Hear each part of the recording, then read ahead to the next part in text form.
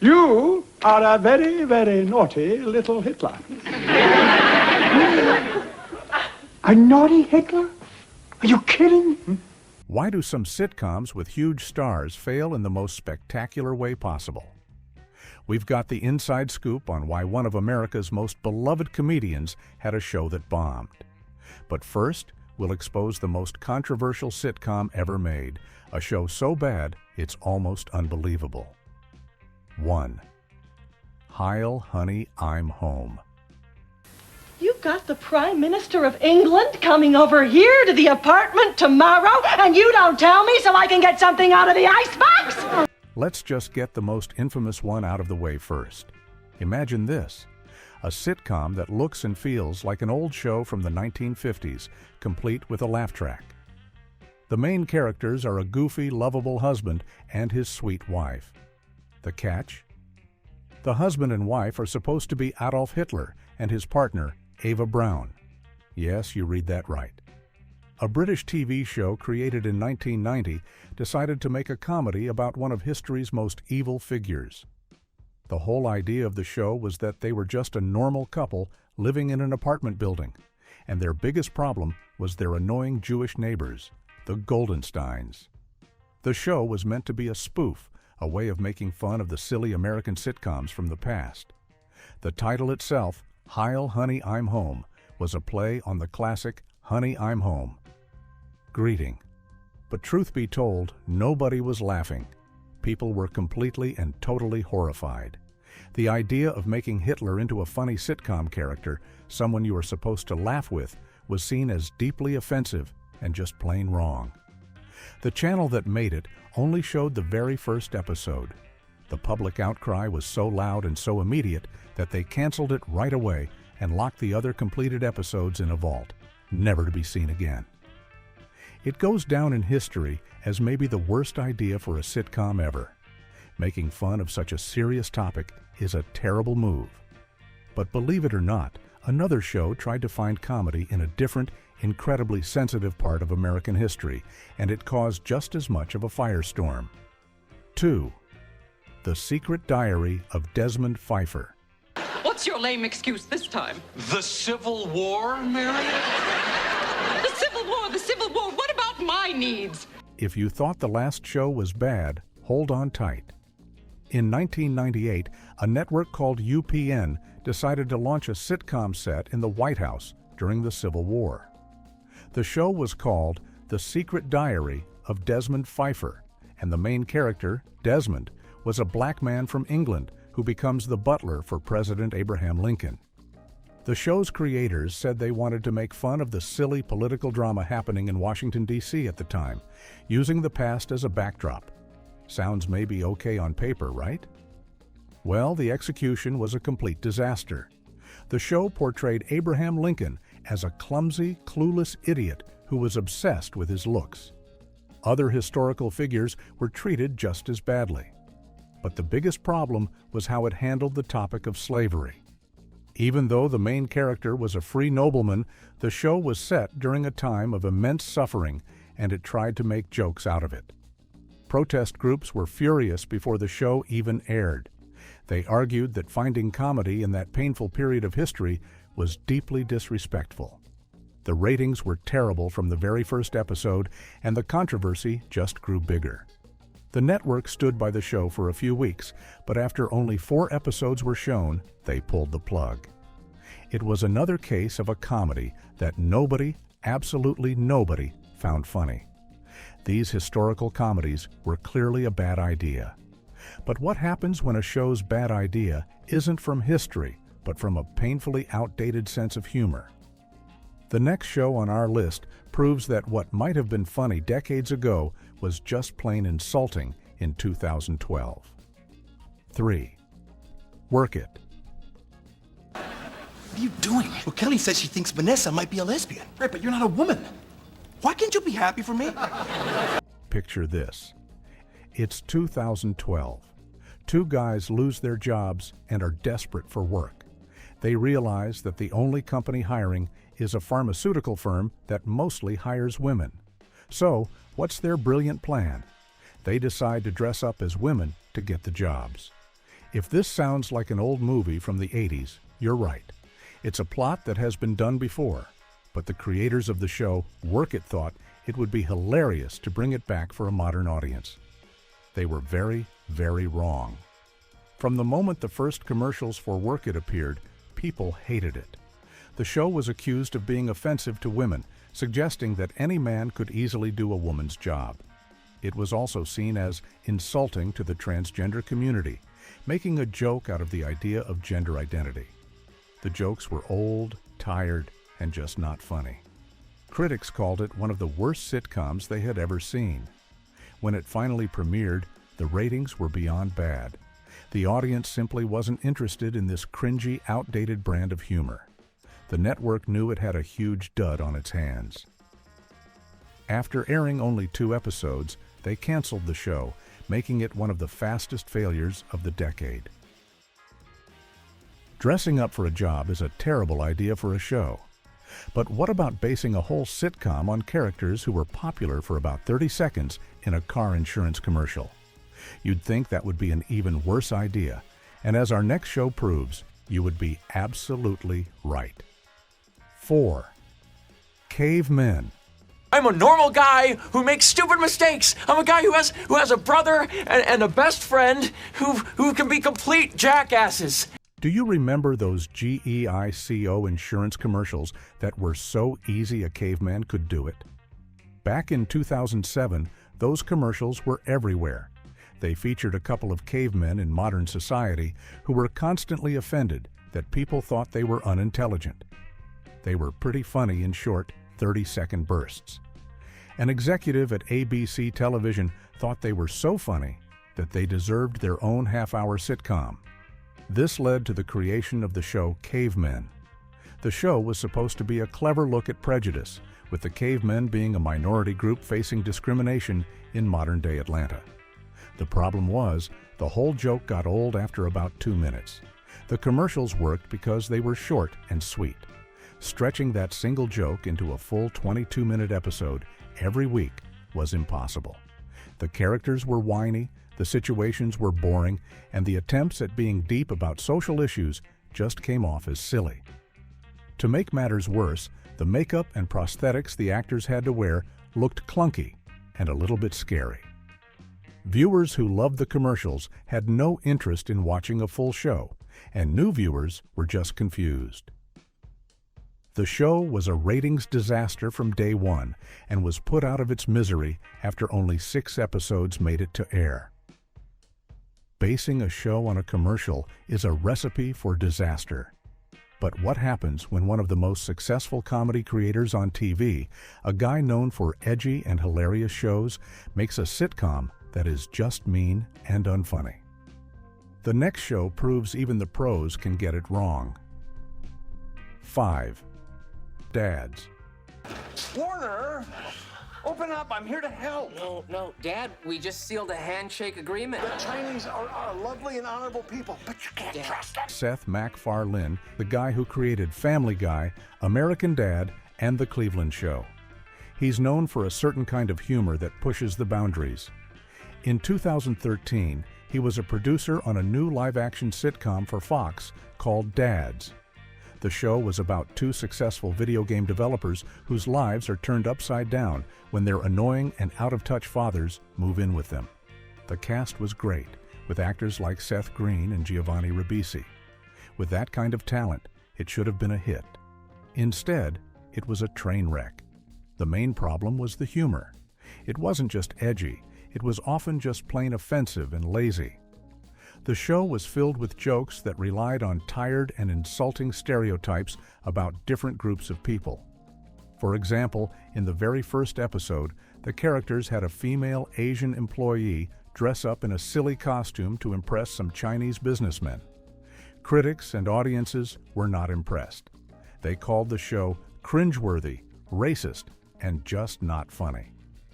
Despite the big names behind it, the show felt like it was written by teenagers trying way too hard to be shocking.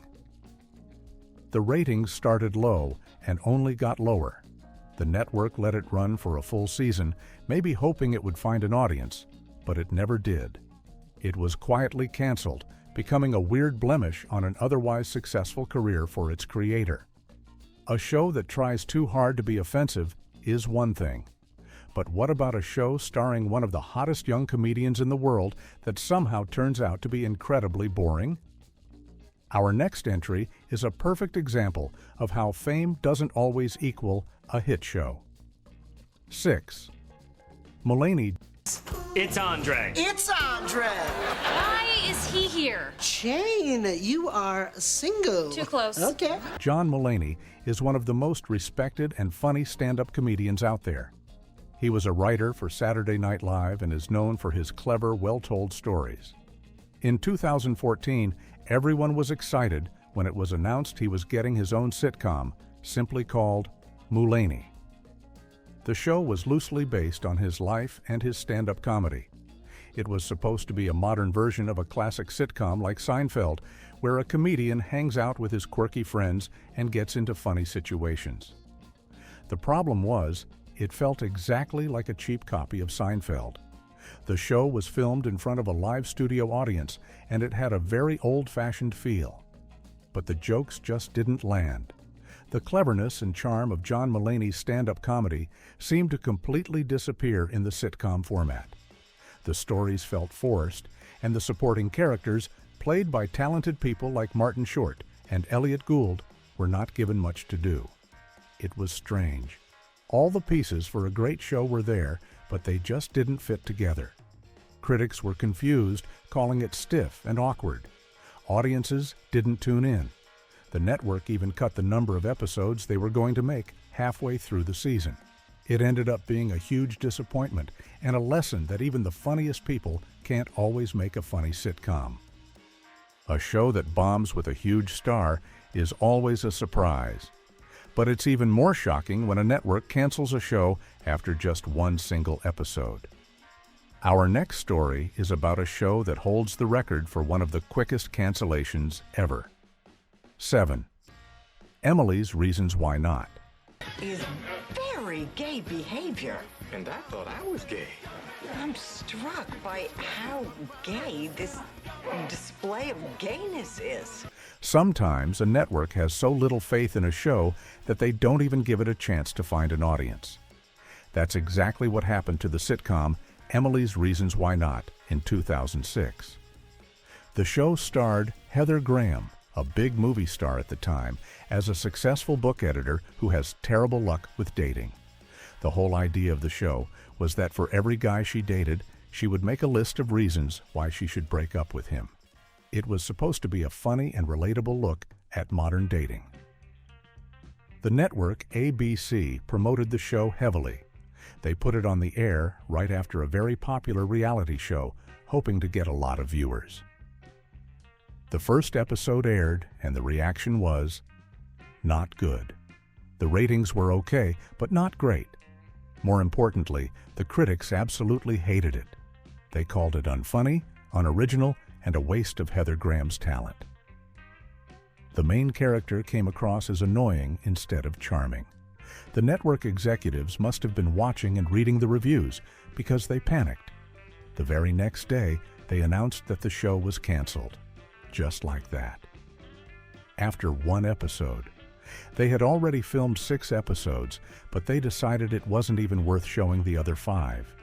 It became a legendary flop and a warning to other shows about how quickly things can go wrong. Getting canceled after one episode is brutal. But our next show managed to last a whole season by leaning into lazy jokes about family and culture, and it starred a famous comedian who probably should have known better. 8. Rob. My dearest friend. They hate you. So much. Rob Schneider is a comedian who became famous on Saturday Night Live and in Adam Sandler movies. He's known for a specific kind of goofy and sometimes cringy humor. In 2012, he decided to create and star in his own sitcom for CBS called Rob. The show was based on his own real life. He played a character named Rob, who had just married a woman from a large, close-knit Mexican-American family. The entire show was about the culture clash between the very American Rob and his new, very traditional in-laws. If that sounds like a recipe for a lot of stereotypes, that's because it was. Almost every joke on the show was based on a lazy cliché. The father-in-law was grumpy and suspicious. The mother-in-law was overly dramatic. The uncle was always trying to get Rob to do something shady. The show was filled with jokes about spicy food, loud families, and Rob being a clueless outsider. While the show actually got decent ratings at first, thanks to being on after the mega hit The Big Bang Theory, critics and many viewers found it to be uninspired and offensive. It felt like a sitcom that could have been made 30 years earlier. By the end of its one and only season, the ratings had dropped, and the network decided not to bring it back. It was a classic case of a show relying on old stereotypes instead of clever writing. Basing a whole show on stereotypes is a bad look. But what if the show's biggest problem is right there in the title? Our next sitcom had a name so negative that it turned people off before they even saw it. 9. I Hate My Teenage Daughter. What? What's going on? Oh my God, who's pregnant? Sometimes a TV show's title tells you everything you need to know. In 2011, Fox launched a new sitcom called Get This, I Hate My Teenage Daughter. The show was about two moms who were unpopular nerds in high school. Now, as adults, they are horrified to discover that their own daughters have grown up to be the same kind of mean, popular girls who used to bully them. The moms, played by actresses Jamie Presley and Katie Finneran, were constantly trying to discipline their daughters, but were also terrified of them. The title alone was a huge problem. It just sounded so harsh and negative. Of course, the moms didn't actually hate their daughters, but the name gave people a really bad feeling. On top of that, the show itself wasn't very good. The teenage daughters were written to be so spoiled and obnoxious that it was hard to watch. The moms came across as weak and pathetic. Instead of being a funny look at the struggles of modern parenting, it just felt mean-spirited. The laugh track was overused, trying to convince the audience that the uncomfortable situations were funny. They weren't. The show got terrible reviews, and while it had a decent start in the ratings, viewers quickly abandoned it. The network ended up pulling it from the schedule before all the episodes had even aired. It was a great example of how a bad title can sink a show before it even has a chance. A bad title is one thing, but what about a beloved TV star from one of the most successful sitcoms of all time trying to make a comeback? You'd think that would be a sure thing, but our next show proves that lightning doesn't always strike twice. 10. The Paul Reiser Show. What can five guys do? We're not going to get hurt. Hookers. No, I just want to make sure everyone heard that. Hookers. Paul Reiser was a huge star in the 1990s. His show Mad About You, which he co-created and starred in with Helen Hunt, was one of the most popular and beloved sitcoms of the decade. It was smart, funny, and relatable. So, in 2011, when it was announced that Paul Reiser was returning to television with a new show, people were excited. The show, cleverly titled The Paul Reiser Show, was going to be similar to shows like Curb Your Enthusiasm. He would play a version of himself, a semi-retired TV star, navigating his life with his wife and his friends. The show was supposed to be a more realistic, single-camera comedy without a laugh track. But something went wrong. The show just wasn't very funny. The situations felt bland, and the humor that made Mad About You so special was missing. Paul Reiser's character seemed a bit bored, and the show lacked the energy and wit that audiences expected from him. It felt like a pale imitation of other better shows that were already on the air. When it premiered on NBC, the ratings were shockingly low. It was one of the worst debuts for a new show in the network's history. Just like with Work It, the network saw the writing on the wall immediately. After just 2 episodes, they canceled the show. It was a stunningly fast failure for such a big star. A failed comeback is always tough to watch, but our next show had a similar problem. It had a great cast and a clever concept, but it got canceled so fast, most people never even knew it existed. 11. How to be a gentleman. I love you, but you're fussy, you talk weird, and you dress like a ship captain. Oh. Here's another one for the blink and you missed it file. How to Be a Gentleman premiered in 2011 on CBS. The show was based on a book of the same name. The main character was an uptight and overly polite magazine writer named Andrew, played by David Hornsby, who also created the show. His boss, played by the great Kevin Dillon from Entourage, tells him his column is boring and that he needs to be more like a modern man. So Andrew hires his old high school bully, a rough-around-the-edges personal trainer named Bert, to teach him how to be more of a gentleman in the modern world. The idea of an odd couple pairing is a classic sitcom setup, and the cast was really strong. Besides Dillon, it also had Mary Lynn Rajskub from 24 and Dave Foley from The Kids in the Hall. But for some reason, the show just didn't work. The jokes fell flat, and the two main characters, who were supposed to have great chemistry, just seemed to annoy each other. The show felt old-fashioned, like something that would have been on TV 10 years earlier.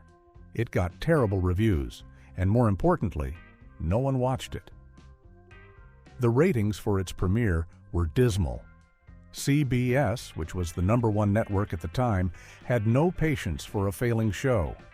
After the second episode's ratings were even worse, they pulled it from their primetime schedule.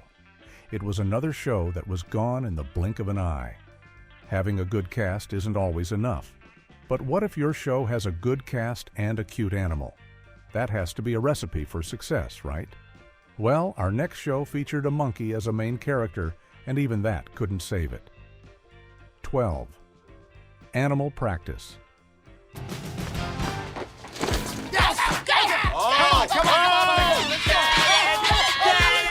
In 2012, NBC was so confident about their new sitcom Animal Practice that they gave it a special premiere right after the closing ceremony of the Summer Olympics. They wanted millions of people to see it. The show was set in a veterinary hospital and starred Justin Kirk as Doctor. George Coleman, a brilliant vet who is great with animals but terrible with people. The show had a solid cast and, most importantly, a scene-stealing capuchin monkey named Crystal, who played Doctor. Coleman's sidekick, Dr. Zaius. A workplace comedy with cute animals seems like a can't-miss idea. But the show had a fundamental problem. It wasn't very funny. The human characters were not very interesting, and the show relied way too much on the monkey to get laughs. A monkey driving a tiny ambulance is funny once or twice, but you can't build a whole show around it. The stories were weak, and the jokes felt predictable. Even though a lot of people saw that special premiere after the Olympics, most of them didn't come back to watch the show in its regular time slot. The ratings dropped like a rock week after week. The network realized that a cute monkey wasn't enough to save a show with a weak script. It was canceled after only 9 episodes had been made. Our next entry features another icon from the 90s whose comeback attempt fell completely flat. 13. Hank.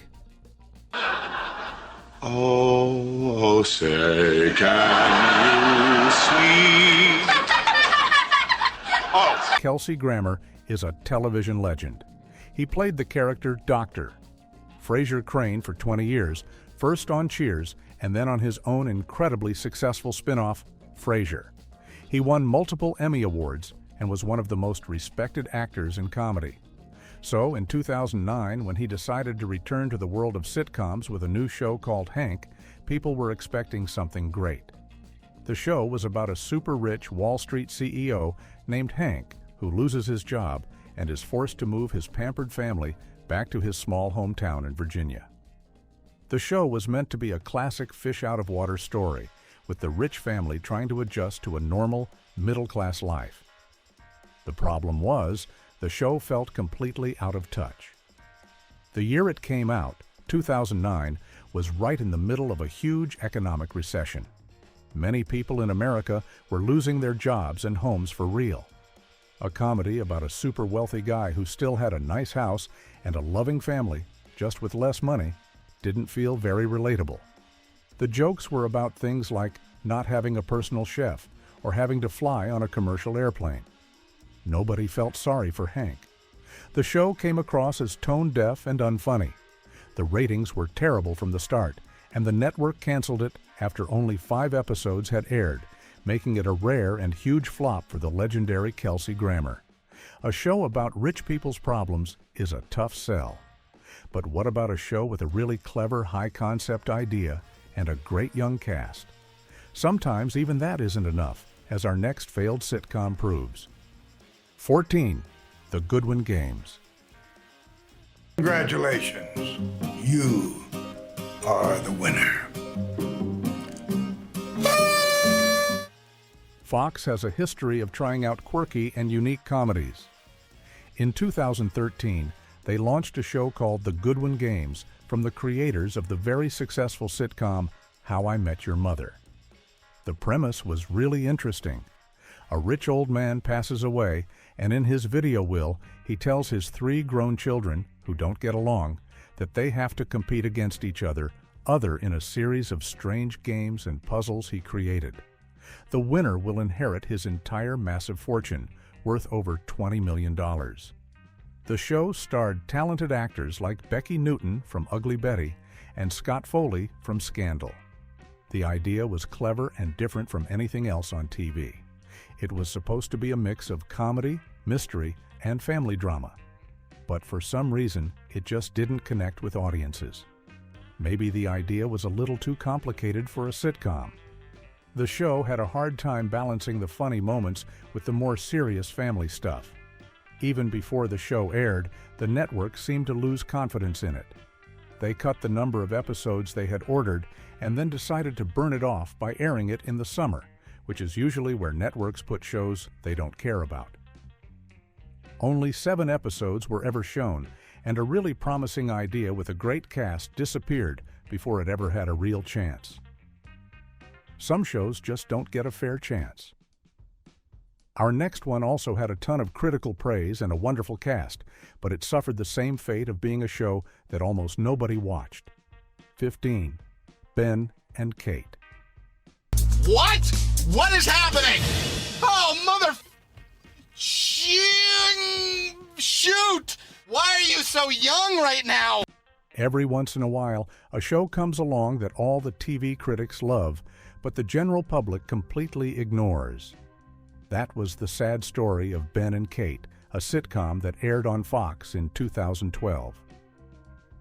The show was about a goofy, irresponsible dreamer named Ben, who moves in with his much more responsible younger sister, Kate, to help her raise her 5-year-old daughter. Ben was played by Nat Faxon, and Kate was played by Dakota Johnson, who would later become a huge star in the 50 Shades movies. The show was incredibly sweet and charming. The chemistry between the brother and sister was fantastic, and the little girl who played Kate's daughter was adorable. Critics praised the show for its warm heart and quirky sense of humor. They called it one of the best new comedies of the year. But for some reason, the viewers just didn't show up. The ratings were very low from the very beginning and never improved. It's hard to say why. Maybe the title was too simple. Maybe it was in a bad time slot. Whatever the reason, the network couldn't keep a show on the air that so few people were watching, no matter how much the critics liked it. It was canceled halfway through its first season, becoming another one of those what-if shows that fans still talk about. A quirky show from 2012 is one thing. But let's travel back in time to the 1970s for a quirky sci-fi show that was trying to be funny long before things like The Big Bang Theory were popular. This next show was truly ahead of its time, but that didn't stop it from failing. 16. Quark. Andy! I love you! I need you! I want you! Long before nerdy science fiction comedy was cool, there was a show called Quark. It aired in 1977 and was created by Buck Henry, who was famous for co-creating the hit spy comedy Get Smart. Quark was a spoof of popular sci-fi shows and movies like Star Trek and Star Wars.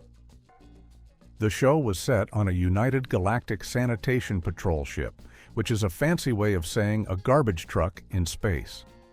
The main character was Adam Quark, the commander of the ship, who just wanted a more exciting assignment. His crew was a hilarious collection of misfits.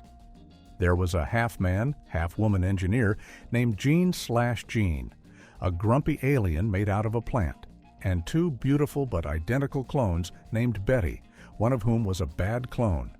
The show was super silly and full of goofy sci-fi jokes. It was very different from anything else on TV at the time. Maybe it was too different. While it has since become a cult classic that people discover and love, back in 1977, audiences were just confused. The ratings were not good, and the network canceled it after only 8 episodes. It was a strange little show that was probably just born in the wrong decade. A garbage truck in space is a weird idea. But is it weirder than a show where a man's dead mother comes back to life as a talking car? Our next entry is often called the worst sitcom idea in the history of television. 17. My Mother the Car. What does it take to convince you it's me, Mom?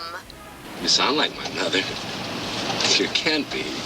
She passed on back in August 23rd, 1949. We've talked about some bad ideas for sitcoms, but this one might take the cake. In 1965, a show called My Mother the Car premiered, and it has been the punchline of jokes ever since.